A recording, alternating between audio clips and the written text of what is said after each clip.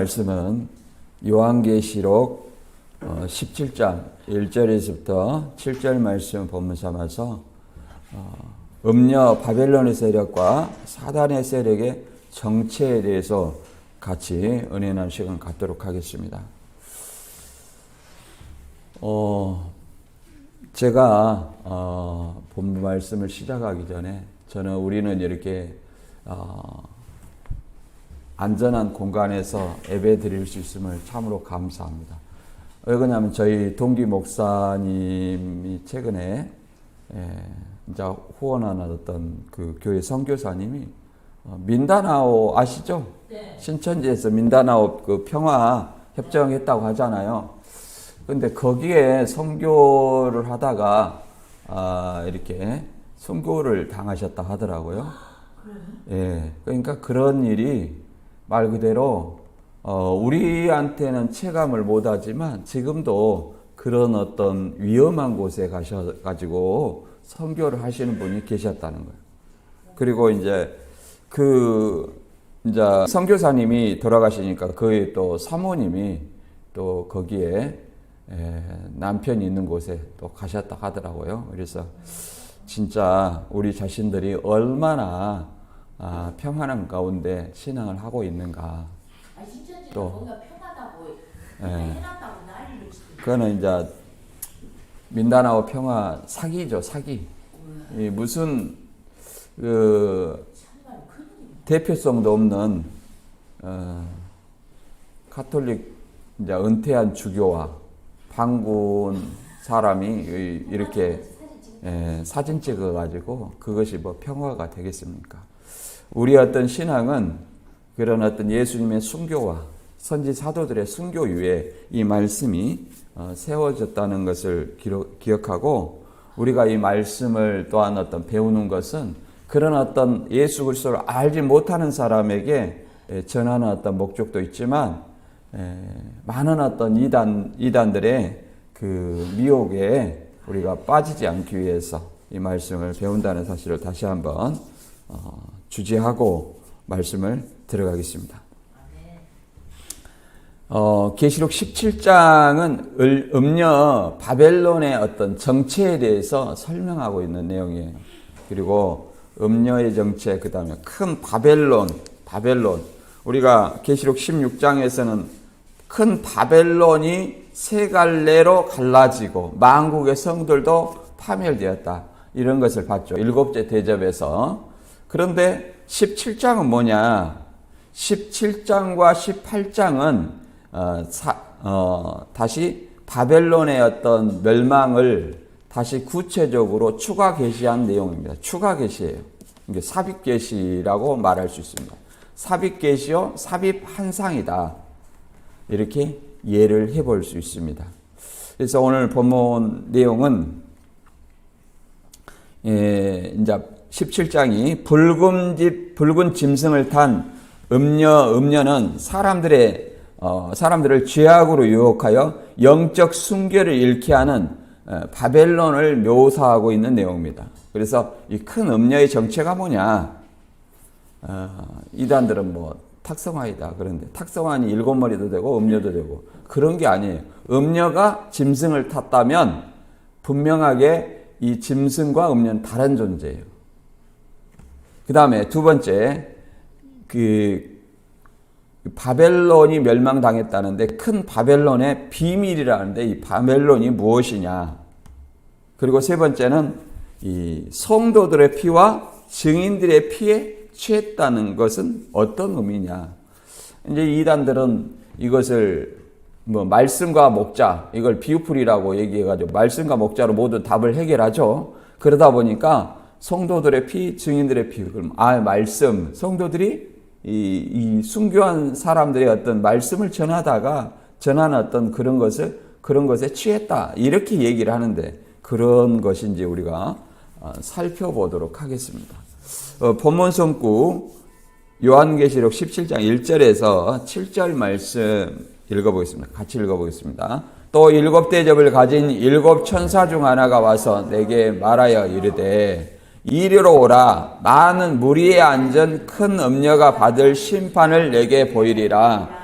땅의 임금들도 그와 더불어 음행하였고 땅에 사는 자들도 그 음행의 포도주에 취하였다 하고 곧 성령으로 나를 데리고 광야로 가니라. 내가 보니 여자가 붉은 집 짐승을 담는데 그 짐승의 몸에 하나님을 모독하는 이름들이 가득하고 7머리와 10뿔이 있으며 그 여자는 자줏빛과 붉은빛 옷을 입고 금과 보석과 진주로 꾸미고 손에 금잔을 가졌는데 가증한 물건과 그의 음행의 더러운 것들이 가득하더라.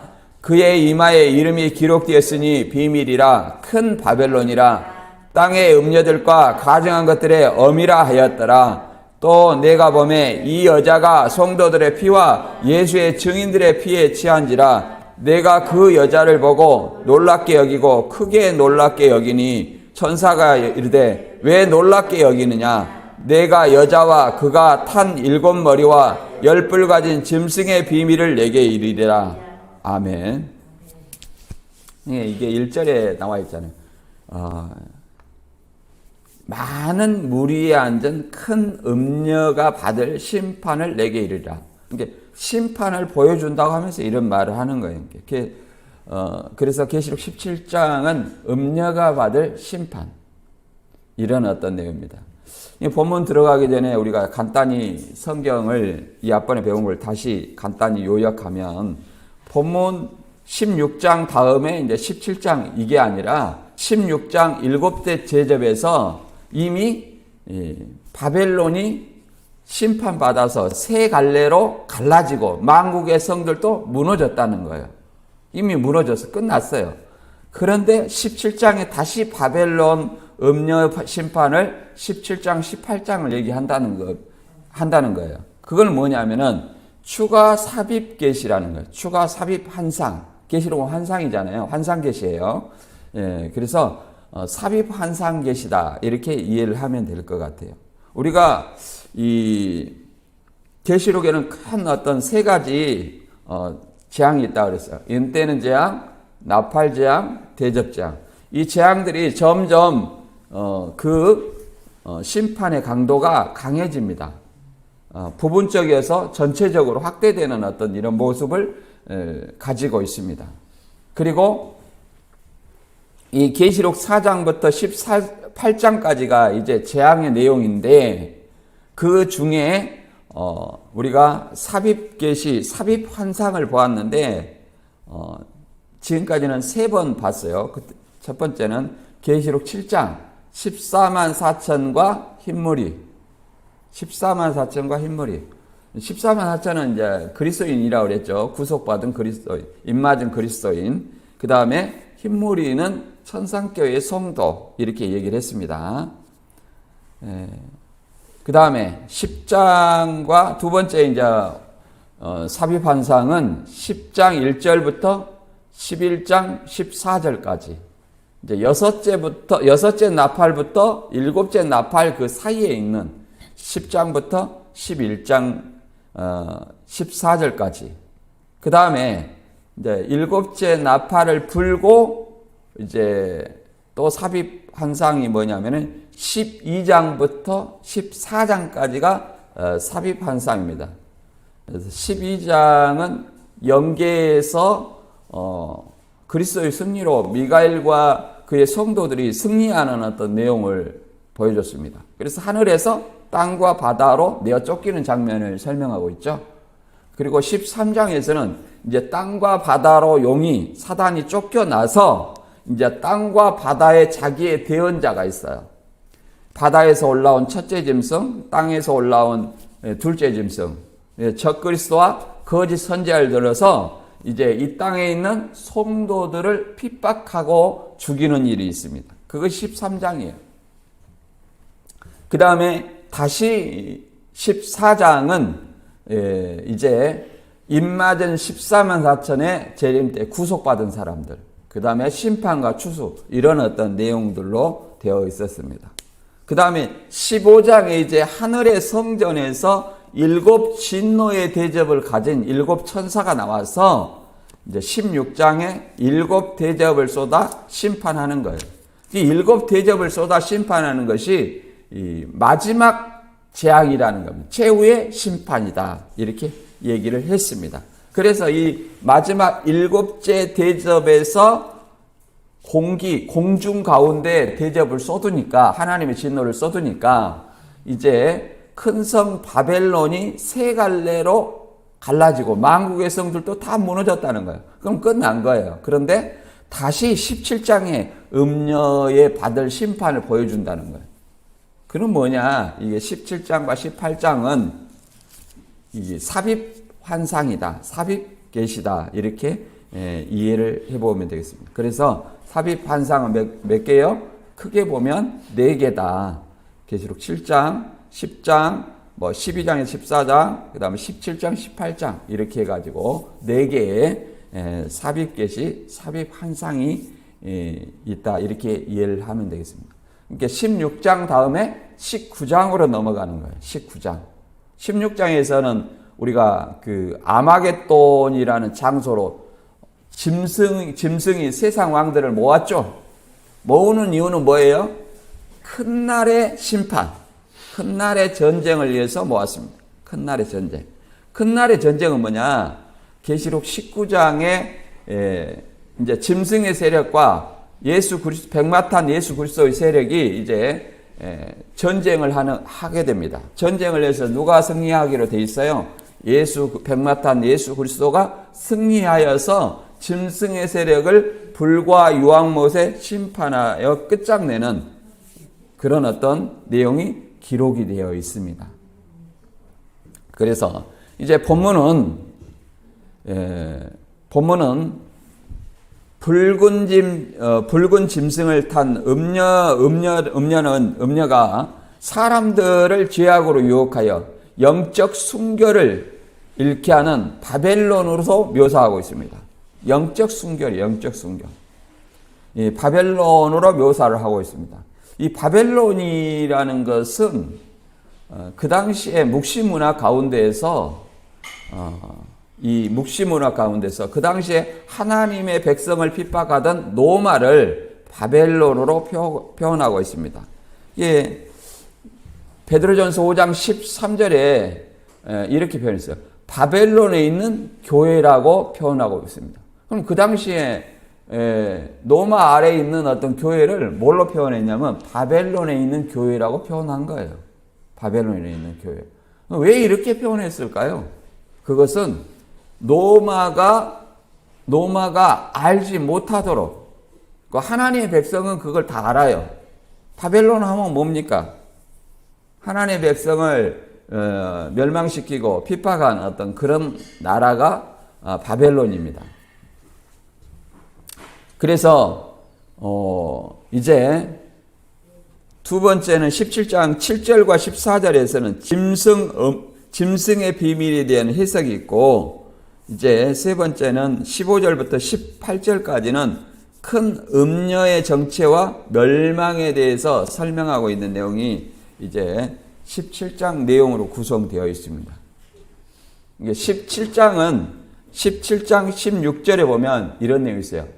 열불 가진 짐승이 음녀를 벌거벗게 하고 망하게 한다. 그러니까 자중질환이 일어나는 어떤 설명을 하고 있습니다. 근데 이것을 신천지가 어떻게 설명을 하냐? 우리가 이제 그 이단을 상담하는 어떤 교회니까 이걸 잠깐 설명을 하도록 하겠습니다.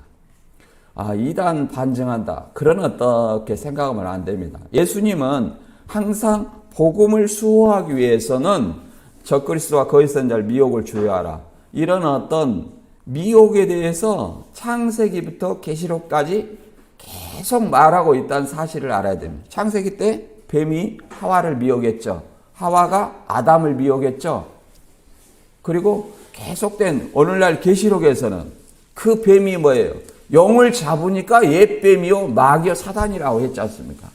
그래서 신앙인은 이 사단의 미혹을 항상 주의하고 영적 무장하는데 온 마음을 기울여야 됩니다. 그래서 우리가 또 영적 전쟁은 적을 알지 못하면 이기질 못해요.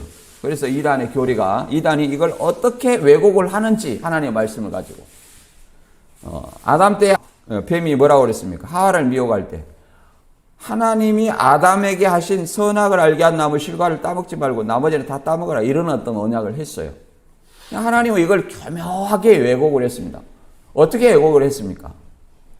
참으로 뱀이 그랬습니다. 참으로 하나님이 동산 모든 나무의 실과를 따먹지 말라 하더냐, 그냥 하나님 이 선악과를 따먹지 말라 하더냐 이렇게 물어봤으면 될 건데, 그것을 교묘하게 비틀어 가지고 하나님이 참으로 동산 모든 나무의 실과를 따먹지 말라 하더냐 하고 이렇게 교묘하게 왜곡시킨 거예요. 마찬가지로 이단들도 마찬가지입니다. 사단의 하수인들인 이단들도 마찬가지로 성경을 교묘하게 왜곡시키고 있어요. 그것을 우리는 분별할 수 있는 사람이 되어야 됩니다. 그래야 장성한 자가 되는 거예요.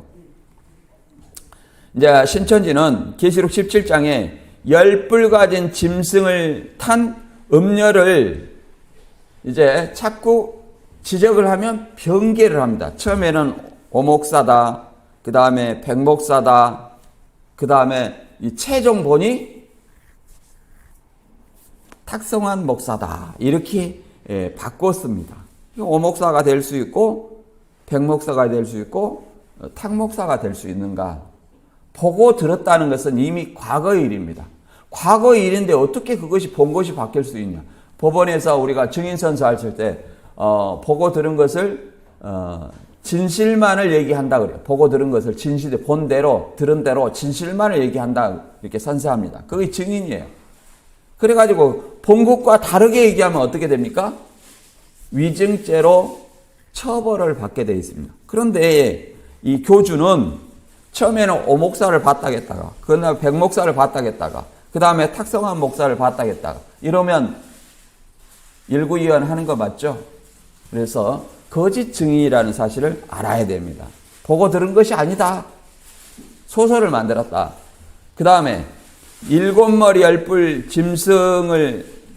짐승이 있고, 그 다음에 10뿔 가진 짐승이 이제 7머리 10뿔 짐승인데, 10뿔 가진 짐승이 음녀를 미워하여 망하게 한다는 말이 17장 16절에 있습니다. 이제 음녀를 심판하는 것이 자기 자중질환을 일으켜서 망하게 하는 거예요. 근데 이 10뿔 짐승이 또 뭐라고 하냐면 오목사라는 거예요. 오목사가 10뿔 짐승이면 땅 짐승은 2뿔 가진 짐승이잖아요.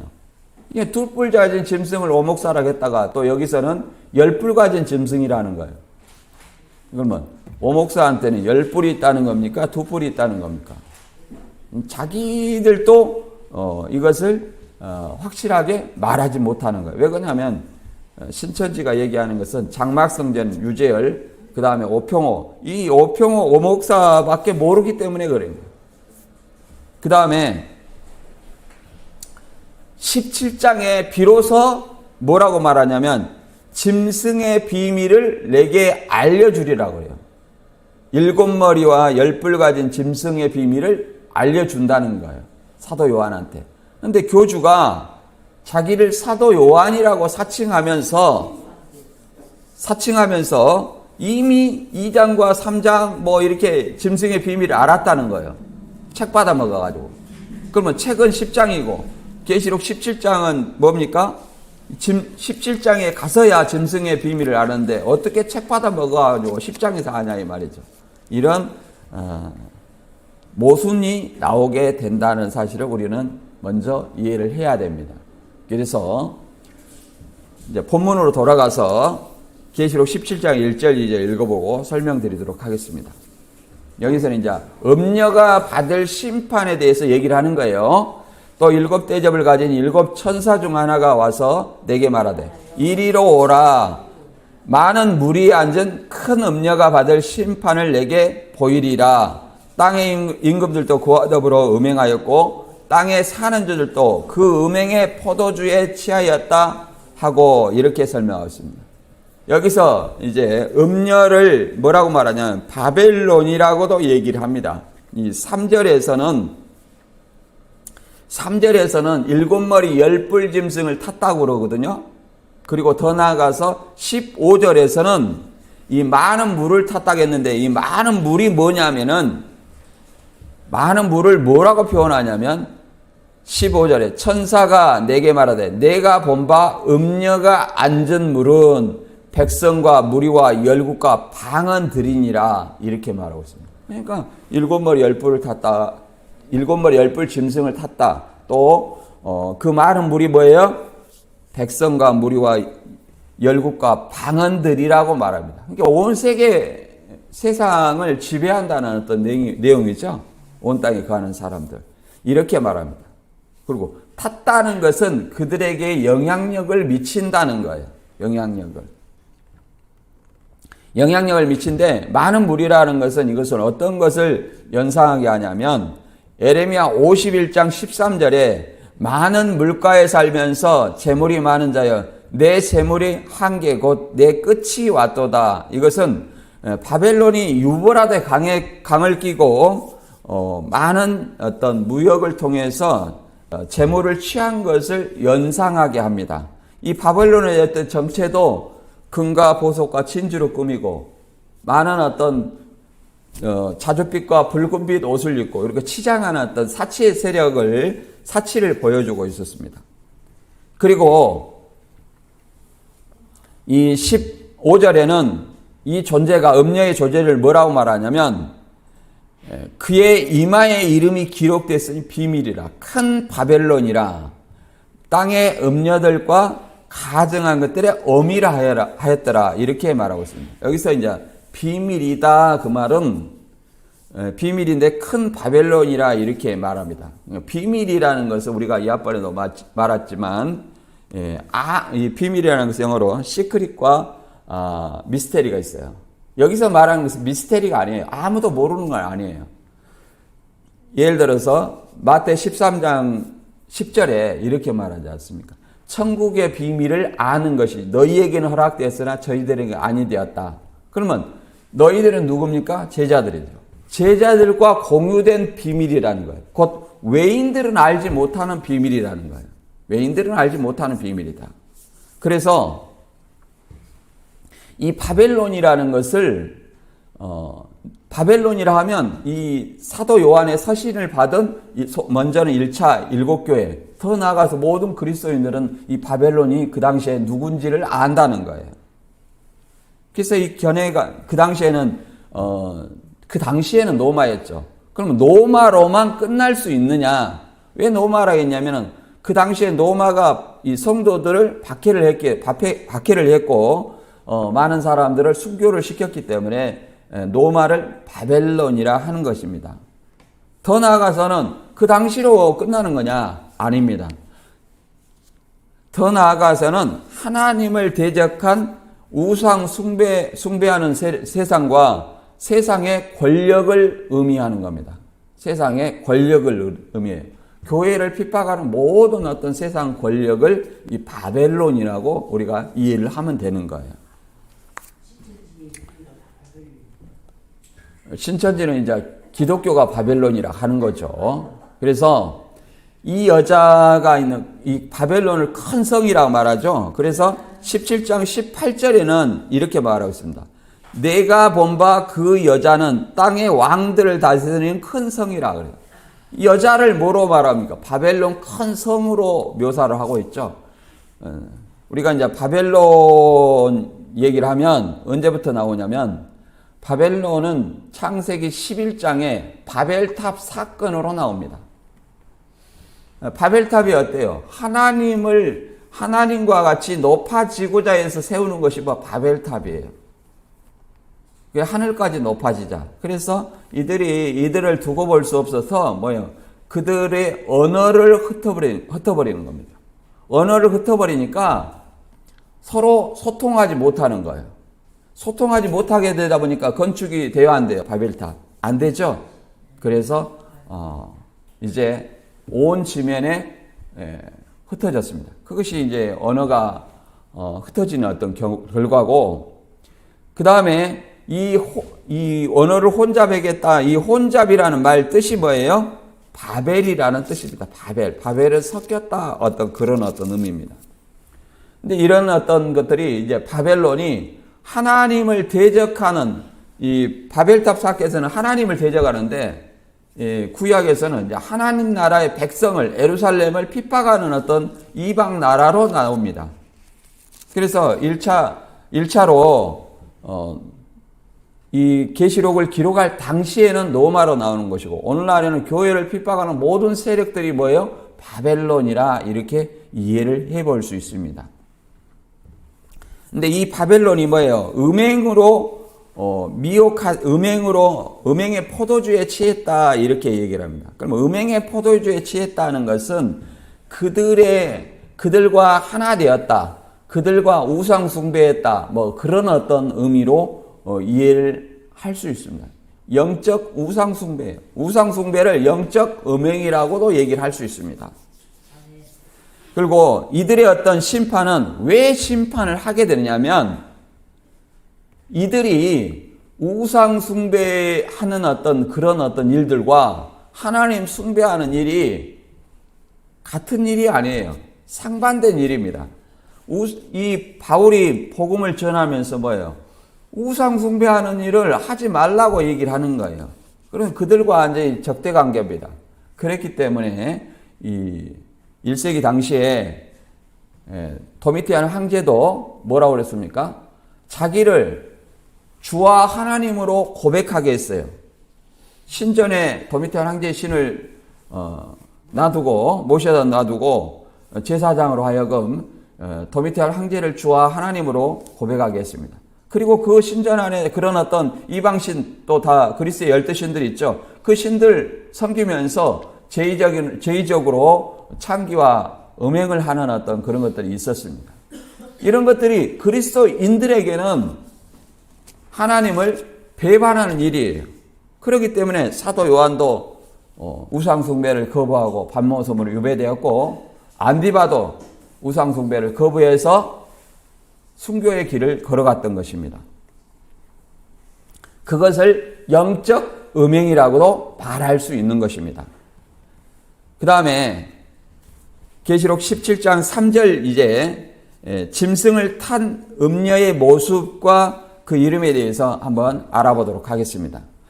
곧 성령으로 나를 데리고 광야로 가니라. 내가 보니 여자가 붉은빛 짐승을 탔는데 그 짐승의 몸에 하나님을 모독하는 이름들이 가득하고 7머리와 10뿔이 있으며 그 여자는 자줏빛과 붉은빛 옷을 입고 금과 보석과 진주로 꾸미고 손에 금잔을 가졌는데 가증한 물건과 그의 음행에 더러운 것들이 가득하더라. 그 이마에 이름이 기록됐으니 비밀이라. 큰 바벨론이라. 땅의 음녀들과 가증한 것들의 어미라 하였더라. 그러니까 이 음녀 바벨론의 영향 아래 많은 어떤 나라들이 음행을 하고 있다. 그 음행과 우상 숭배가 같이 가는 겁니다. 이렇게 하고 있는 거예요. 여기서는 1차적으로 성령으로 광야로 사도 요한을 데리고 갑니다. 이것을 가지고 성령으로 예수님 광야로 데려가지고 뭐 한 것하고 같이 연상하는데 그런 것하고 다릅니다. 왜 그러냐면 예수님은 마귀에게 시험을 받게 하기 위해서 예수님을 광야로 데려와 있지만 여기서는 그런 것이 아니에요. 음녀에 받을 심판을 내게 보여주겠다 하고 성령으로 광야로 이렇게 데리고 가는 거예요. 그래서 여자가 이제 붉은 짐승을 탔는데 이렇게 음녀의 정체를 이렇게 보여주고 있죠. 보여주니까 7머리 10뿔 짐승을 타고 자줏빛과 붉은빛 옷을 입고 화려하게 금과 보석과 진주로 꾸미고 손에 금잔을 가졌고 금잔 안에 뭐예요?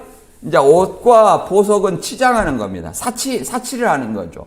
그리고 손에 금잔을 가졌는데 가증한 물건과 그 음행에 더러운 것들이 가득하더라 이렇게 얘기를 하고 있습니다. 그러면 가증한 물건은 뭐냐? 가증한 물건은 우리가 마태 24장 15절에 멸망에 가증한 것이 거룩한 것에 섰을 때 유대인은 산으로 도망하라. 멸망에 가증한 것은 뭐냐면 우상을 얘기하는 우상. 그 다음에 그의 가증한 물건과 음행에 더러운 것들이 가더라다. 그럼 우상 숭배하면서 제의적인 어떤 의미로 창기와 음행을 합니다. 이런 것들이 뭐예요? 이방신을 섬기는 거거든요. 이방신을 섬기는 것. 이런 것들이 가득하다라는 금자는 잔을 뭐예요? 마시는 거죠. 그들이 마시는 것처럼 그런 어떤 이방신을 섬기는 행위를 이렇게 표현을 하는 겁니다. 그런 걸 통해서 사치를 하는 거죠. 사치. 그 여자는 자줏빛과 붉은빛 옷을 입고 금과 보석과 진주로 꾸미고 이렇게 얘기를 합니다. 진주로 꾸미고. 진주로 꾸몄다 하는 어떤 의미는 뭐냐? 사치와 호화로움을 상징합니다. 자줏빛 옷은 왕의 옷을 상징해요. 그리고 붉은빛은 뭐냐면은 사단의 속성을 상징합니다. 붉은 용, 붉은 짐승, 이렇게 사단의 색깔을 상징합니다. 이제 우리는 뭐 일상생활에서 빨간색은 강렬한 어떤 예수님의 피를 상징한다 이렇게도 생각하기도 하죠. 그러나 이 자줏빛과 붉은빛 옷과 대비되는 성도들은 무슨 옷을 입습니까? 세마포, 흰 옷을 입게 됩니다. 세마포. 계시록 19장 7절에는 어린 양의 신부는 빛나고 깨끗한 세마포를 입게 했다 이렇게 얘기합니다. 이것과 굉장히 대조되는 거죠. 그 다음에 이 금과 보석과 진주는 뭐냐면은 야고보서 5장 1절과 3절을 읽어보면 이런 말이 있습니다. 야고보서 5장 1절부터 3절을 한번 잠깐 읽어볼게요. 야고보서 5장 1절부터 들으라 부한 자들아 너희에게 임할 고생으로 말미암아 울고 통곡하라. 너희 재물은 찍었고 너희 옷은 젖먹었으며 너희 금과 은은 녹이 슬었으니 이 녹이 너희에게 증거가 되며 불같이 너희 살을 먹으리라. 너희가 말세의 재물을 쌓았도다. 이렇게 얘기를 합니다. 이게 사치를 하는 것을 설명하는 겁니다. 이게 하나님에 대하여 부요하지 않고 누구에 대해서 자기에 대해서 부요한 사람들, 세상 어떤 재물을 신으로 여기는 어떤 그런 사람들에 대해 이렇게 설명하고 있는 것입니다. 그리고 여기에서 이제 붉은 짐승을 탔다 그러면 여자가 그 붉은 짐승, 7머리 10뿔 짐승을 다스리는 거거든요.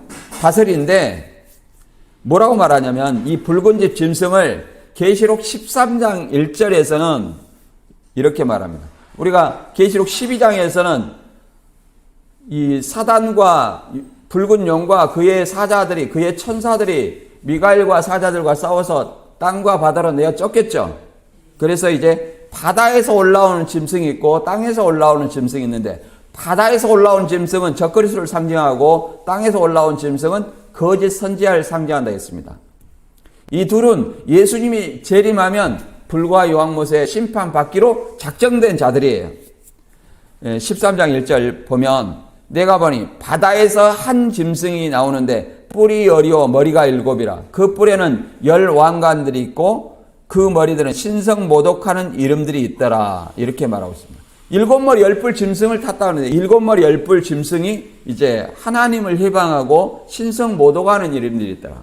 신성모독하는 것은 뭘까요? 신성모독하는 것은 초림 때 예수님이 나는 하나님이다 이렇게 하면은 뭐 참남하다, 신성모독했다 이렇게 유대인들이 돌로 쳐서 죽이려 하는 것을 봤습니다. 하나님 자기를 구원자라고 하나님을 사칭하는 것을 뭐라고 말하는 거예요? 경배하게 하는 것을 신성모독이라고 하는 겁니다. 참남하다 이렇게 얘기하는, 참남하다, 신성모독하다 이렇게 얘기를 합니다. 그 당시에는 로마 황제가 자기를 신격화하는 것을 신성모독이라고 얘기를 하는 겁니다. 하나님의 이름을 욕되게 하고 회방하고 자신을 높여 하나님의 권위에 도전하는 거예요. 그래서 경배라는 것은 경배에 대해서 아무나 쓰는 거 아니에요. 오직 하나님에게만 쓰는 것을 인간에게 쓰는 것이 뭐예요? 모독입니다. 오늘날 교주들이 뭐예요? 자신을 구원자라 하는 거, 약속의 목자라는 거, 이게 다 뭐예요? 신성모독하는 행위라는 사실을 우리는 또 알아야 됩니다. 그리고 이제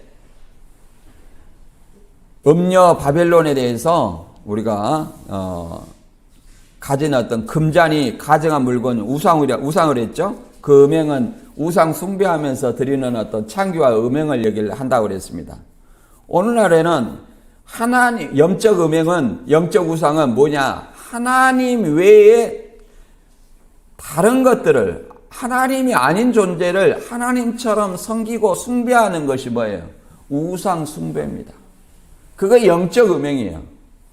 물론 육적 음행도 중요하지만 영적 음행이 있다는 사실을 우리는 알아야 됩니다. 그래서 이것은 에레미야 51장 7절을 반영한 내용입니다. 에레미야 51장 7절에 바벨론은 여호와의 손에 잡혀 있어 온 세계가 취하게 하는 금잔이라 문 민족이 그 포도주를 마심으로 미쳤도다. 이 우상 숭배하는 어떤 그런 것들을 또 음행 이런 것들에 미쳐 있다 이렇게 얘기를 하는 겁니다. 우리 복음은 뭐예요? 그런 것들을 못하게 하는 거예요. 그런 것들을. 바울이 뭐예요? 사도행전에 보면 사도행전 읽어보셨습니까? 사도행전 읽어보면 바울이 어떤 겁니까? 로마 세력 안에 있는 그 모든 나라들이 대부분 황제 숭배와 더불어서 그리스 12신들을 섬기고 있었어요. 12신들을 섬기면서 제의적인 어떤 음행을 했었죠. 그런 것들을 못하게 하는 것들이 뭐예요? 복음이에요. 그것들을 섬기면 안 된다. 그것들은 아무것도 아니다. 오직 살아계신 하나님을 섬기라고 바울이 복음을 전했던 것입니다. 그런 것들로 또 이 우상 만들고 이런 어떤 것들로 뭐예요? 자기의 부를 축적했던 것들을 우리가 사도행전에서 알아볼 수 있습니다. 그리고 그 다음에 이제 사도 요한이 이 기이하게 놀라게 되는 일이 있습니다. 놀라게 되는 일은 성도들의 피와 증인들의 피에 취했다. 이 말이 뭔지 이제 우리가 잠깐 한번 보도록 하겠습니다.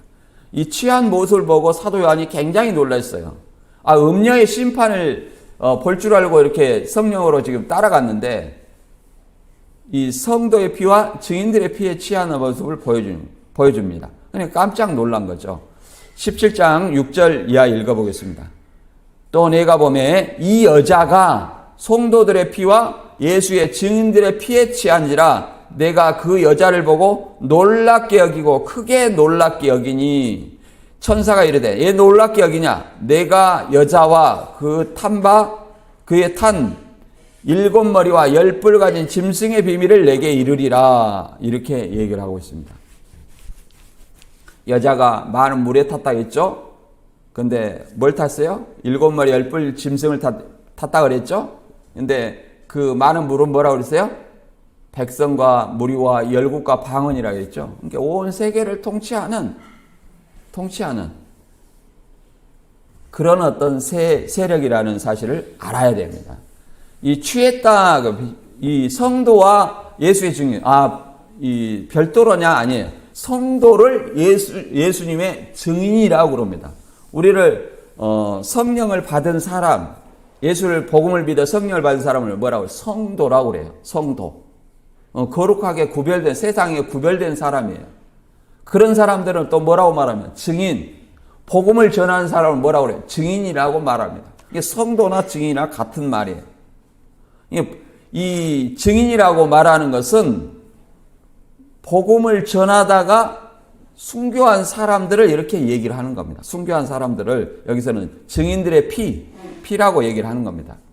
그 당시에 AD 90년도, 95년도에 도미티안 황제 박해에서 많은 사람들이 순교를 했어요.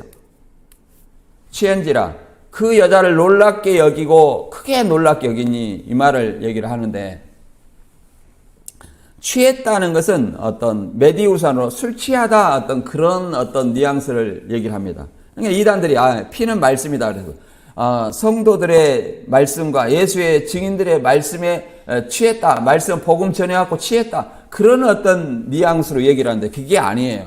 여기서는 어떤 것을 얘기하냐면 피에 굶주려 폭력을 행사하는 것. 피에 굶주려 하나님의 백성을 복음 전하는 사람들을 순교시키는 것들, 죽이는 일을 뭐라고 말합니까? 증인들의 피에 취했다 이렇게 얘기를 합니다. 이걸 좀 더 이해하기 위해서는 18장 24절에 이렇게 얘기를 읽어보겠습니다.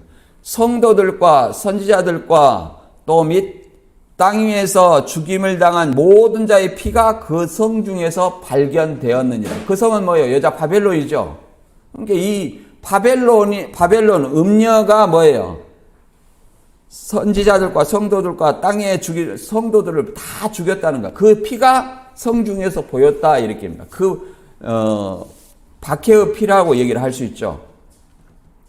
그리고 마태 23장 35절에는 이렇게 말합니다. 예수님이 유대인들에게 뭐라고 말했냐면 그러므로 의인 아벨의 피로부터 성전과 제단 사이에서 너희가 죽인 바라가의 아들 사가랴의 피까지 땅에 흘린 의로운 피가 다 너희에게 돌아가리라. 이렇게 얘기를 하고 있습니다. 여기서 이제 의인 아벨의 피는 창세기죠. 이게 바라가의 아들 사가랴의 피까지 그러니까 세례한 아버지가 사가랴예요. 사가랴냐 이렇게 얘기를 하는데 사가랴를 얘기를 하지 않습니다. 왜 그러냐면 예수님은 구약 전체를 통틀어서 죽인 자의 피가 너희에게 돌아간다는 어떤 말을 하고 있어요. 그래서 유대인의 구약 마지막은 뭐냐면 역대기예요. 역대기. 오늘날 우리가 그리스도인들이 볼 때 구약의 마지막은 말라기죠. 근데 유대인들이 볼 때 구약은 뭐냐면 역대기예요. 역대기 마지막에 죽임을 당한 선지자가 스가랴. 성전과 제단 사이에서 죽임을 당한 스가랴. 여기 스가랴를 얘기를 합니다. 그거는 나중에 자세히 한번 읽어보고요.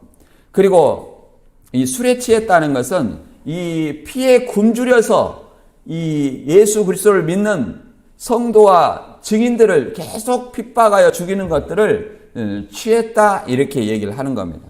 이걸 좀 더 이해하기 위해서 이사야 49장 26절 같이 한번 읽어볼까요? 내가 너를 억압하는 자들에게 자기의 살을 먹게 하며 새술에 취한같이 자기의 피에 취하게 하리니 모든 육체가 나 여호와는 내 구원자요 내 구속자요 야곱의 적는 자인 줄 알리라. 물론 여기서는 새술에 취한같이 자기 피에 취했다. 그 말은 자기 피를 마신다는 겁니까?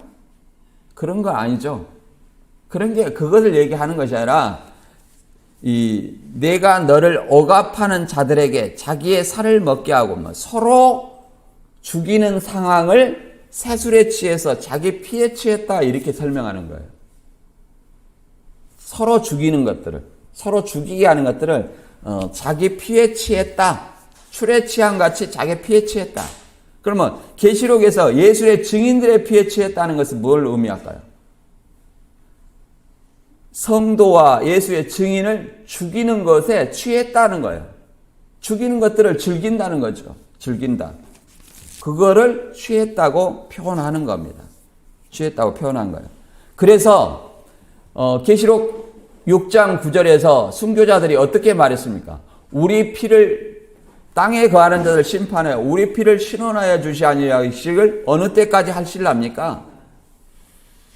그 순교를 자기들의 성도들과 선제들 죽인 자들 심판해서 우리 피를 갚아달라고 신원하고 있어요. 이 여자의 심판도 성도들의 어떤 피의 신원을 해소해 주는 길입니다. 그래서 18장 20절에 보면 하늘과 성도들과 사도들과 선지자들아 그로 말미암아 즐거워하라. 하나님이 너희를 위하여 그에게 심판을 행하셨습니다. 그러니까 하늘의 성도들, 사도들, 선지자들이 뭐 했다는 거? 다 순교했다는 거. 순교예요. 누구 때문에? 음녀, 짐승 이들에 의해서 순교를 했다. 그럼 음녀, 짐승은 뭐냐? 하나님의 그 당시에는 육적으로 문자적으로 죽인 노마를 얘기를 하겠죠. 더 나아가서는 오늘날은 교회를 핍박하는 모든 존재들이 뭐예요? 음녀의 세력이고 사단의 세력이라는 사실을 우리는 좀 이해를 해야 됩니다. 그래서 이 하나님의 말씀이 단순히 그냥 예수 믿어라. 이런 어떤 차원의 말씀이 아니라는 거예요.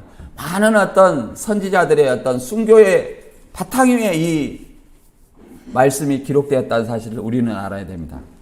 사도 바울도 복음을 전하면서 많은 어떤 죽일 고비를 넘기면서 하는 말이 사도행전 20장 24절에 이렇게 말합니다. 나의 달려갈 길과 주 예수께 받은 사명 곧 하나님의 은혜의 복음을 증거한 일을 마치려 하면은 나의 생명을 조금도 귀한 것으로 여기지 아니하노라. 히브리서 11장 35절 이하에도 이렇게 말합니다. 어떤 이들은 더 좋은 부활을 얻기 위해서 스스로 죽음을 맞이하지 않았다는 거예요.